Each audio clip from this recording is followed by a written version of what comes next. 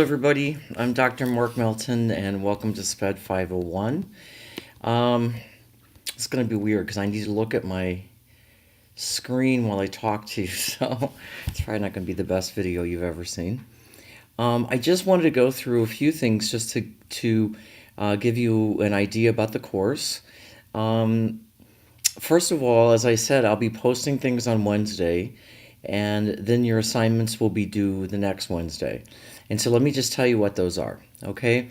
I gave you something pretty simple to start this week because I just wanted to get your ideas about what you think regarding philosophies about special education, self-determination, things that I think really underpin the work that we do, either well or not so well. I think those are really important topics. I will be posting very soon your next assignment, and then it's going to be pretty patterned for a while after that, because each week you'll get an assignment to reflect on the chapter that you've read, and then there will also be a chapter quiz. The quiz is online, it's open book, so it's not terribly difficult. It's just that I like you to be able to use the quizzes to make sure that you reinforce the things that you've read. So each week will be a weekly assignment reflection. I'll be asking you to make application of some things in the chapter, and then you'll take a chapter quiz. So that's the primary portion of the course that will happen every week. Next week will be another activity like this week, as I have you looking at. Actually, I think it'd be the next 2 weeks, because there's some looking at parents, multicultural, and some other factors. I know that I apologize, I don't have the date in front of me, but it's chapter 5. That's when the quizzes will begin, and you will be filling out an assignment reflection sheet. And like I said, I'll have that posted very soon, and you'll see it's not terribly difficult. It's just application. I want to make sure that I can see that you understand the characteristics of the disability, etc. Okay? So there's also a weekly discussion board. This week I just put up something like, let's get to know each other, something simple. Generally, I'll just ask a question or maybe a couple of questions just to get you to think about specific issues. Okay, so for example, if we're doing a chapter on autism, I might ask you something about inclusion and autism, or I might ask you about how to deal with certain characteristics of autism. It's just a way for you to apply the information from the chapter. There's also a 20 clock hour requirement for observation in an instructional classroom setting. If you look at the syllabus, it gives you an outline of what you're supposed to give to me after you've done your 20 hours. I will also be posting this weekend paperwork that goes with that, so you'll see that very soon. If you are working in a school, you can do your observations at your school. Okay, so it's not, for most people, it's not terribly difficult. If you need to find a placement for an observation, I always tell people to check around with other students, because they generally can provide something more easily and more quickly than I can locate. So if you have questions about that, please let me know. But at this point, you should just be looking to see if you can find a place where you can do observations. If you are going to observe in your school or not in your school, either way, I don't know why I said it that way, wherever you observe, I would suggest that if you can get into more than one or two different, three if you can, different populations of students to observe, that's really helpful. So like you might go into a classroom with kids with intellectual disabilities and a classroom with kids with more mild kinds of learning disabilities, just as an example. So I will give you that paperwork, or I will post that paperwork this weekend for the observation of the exceptional population setting. It is literally 20 hours of observation, and if you look at the syllabus, you can see the questions that I want you to answer in the end, so that should guide your observation time. There's an academic synthesis paper. I've never known really what to call that. It's really like a position paper. And what I'm asking you to do is to take a position on a topic in special education that you would like to write about. Now, what I mean by a position, it could be, for example, for or against inclusion. It could be about a certain communication program or piece of technology or a curriculum that you think works well with students on the spectrum, for example. What I'm asking you to do is just to take something that's of interest to you, parent support just came to mind, and then talk about that from the standpoint of a position that you take about it. For example, if you believe that parent interactions and participation in IEP meetings are really important, then you might want to write about ways in which we can ensure that parents actually become productive and effective members of teams and what our role is in making sure that happens. That could be what would be called your thesis. Thesis meaning this is the stand that you're taking. This is the way that you're going to position something. Okay, so again, position paper. I hope that makes sense.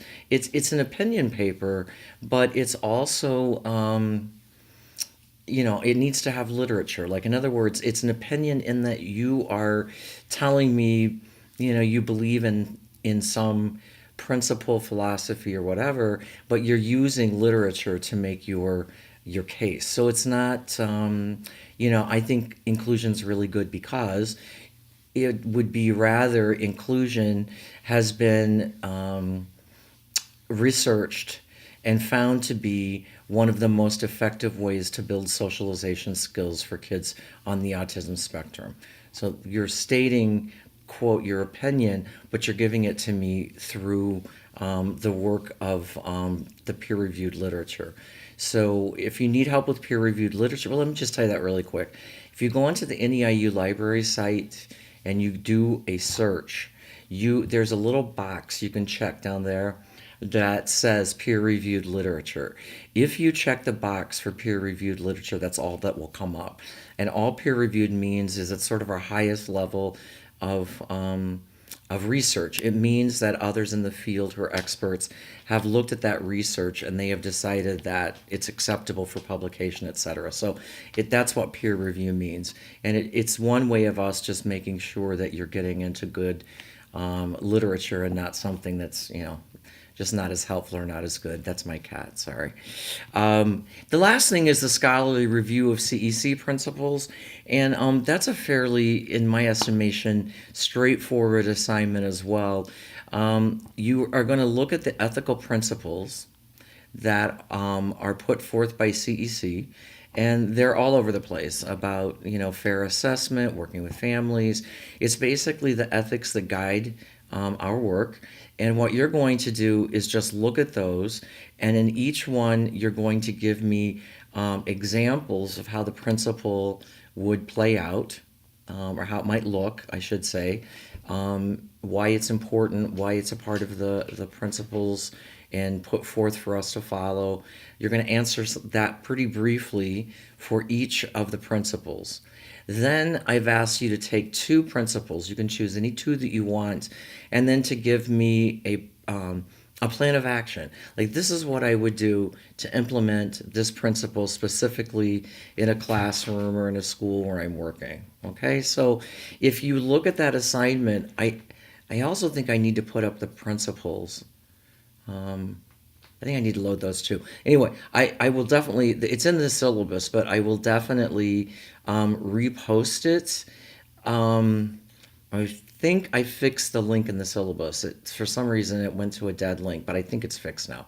So, but I will make sure of that. But I will also post the principles on D2L so you can see them. And then the assignment is pretty easy to follow.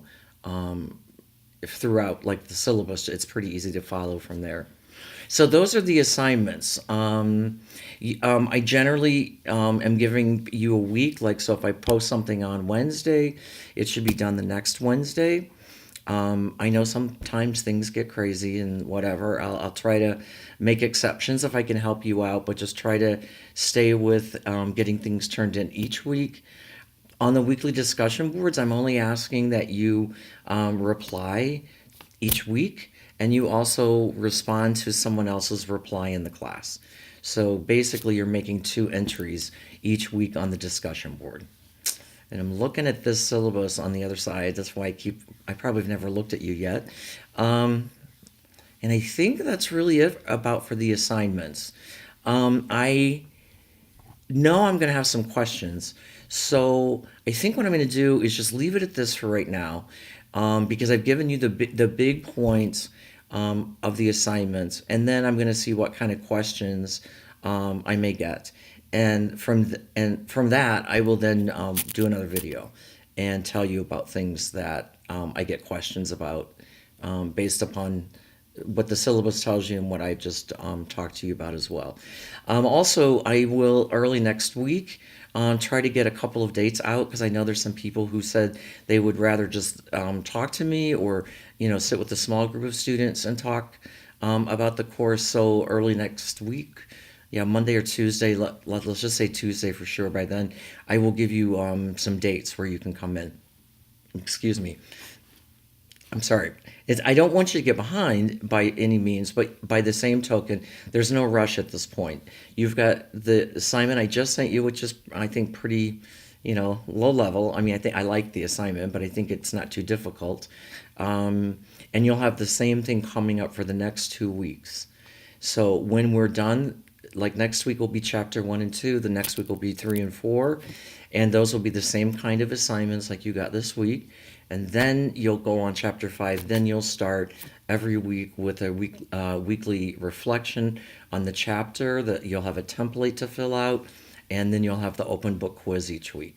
And then the assignments I talked to you about: observation of the exceptional population settings, the position paper, and the CEC professional principles. Oh, I hope I made sense with this.